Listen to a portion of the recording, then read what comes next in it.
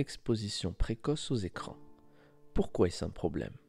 De nos jours, les enfants sont de plus en plus exposés aux écrans, et ceci dès leur plus jeune âge, que ce soit pour regarder la télévision, jouer à des jeux vidéo, naviguer sur Internet ou même utiliser des applications sur téléphone et tablette. Ceci dit, de nombreuses études ont démontré que l'exposition à la télévision et aux écrans pendant les premières années de vie peut avoir un impact négatif sur le développement global chez les enfants et entraîne des troubles de sommeil, de l'attention et du comportement, une diminution de la participation aux activités physiques et de la socialisation en face à face, ainsi qu'un retard considérable au niveau langagier. Tout d'abord, les enfants apprennent le mieux en interagissant avec des personnes réelles, en entendant et en utilisant la parole dans des contextes authentiques.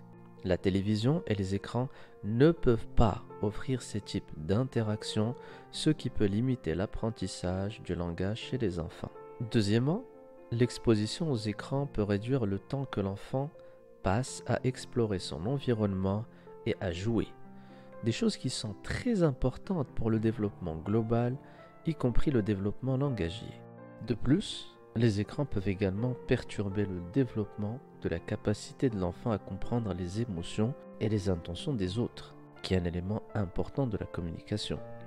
Par exemple, lorsqu'un enfant regarde un écran, il n'a pas l'occasion de voir les expressions faciales et les gestes des personnages qu'il regarde, ce qui peut rendre plus difficile pour lui de comprendre ce qu'ils sont en train de dire. Aussi, un enfant qui passe ses journées devant un écran prend la mauvaise habitude de recevoir le langage et à aucun moment ne se sent obligé ou sollicité d'utiliser le sien. Et donc, les zones cérébrales responsables de la parole se retrouveront de ce fait moins développées. Enfin, il est important de noter que les enfants de moins de 2 ans ne devraient pas être exposés à des écrans, car c'est à ce moment précis que nous devenons des êtres parlants et sortant de notre silence. Ces enfants à cet âge-là ont besoin de temps et d'interaction pour développer leurs compétences sociales, cognitives et langagières de base. Alors, que peuvent faire les parents pour réduire l'exposition de leurs enfants à la télé et favoriser le développement du langage? Premièrement, limiter le temps passé devant la télé et surtout choisir des programmes adaptés à l'âge de l'enfant. Et puis, essayer de favoriser la communication face à face.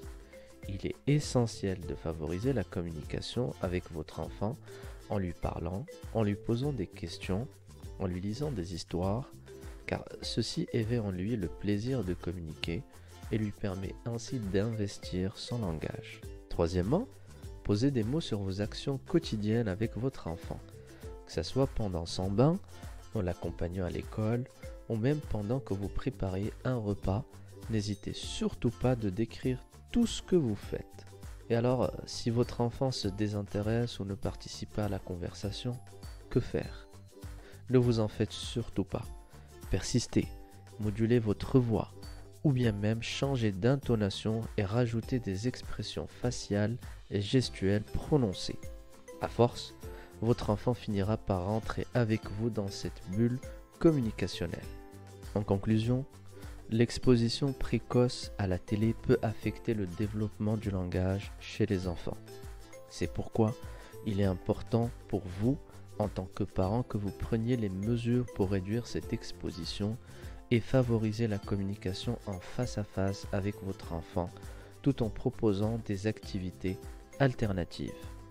Et n'oubliez surtout pas, en tant que parent, vous avez un rôle crucial à jouer dans le développement du langage de votre enfant.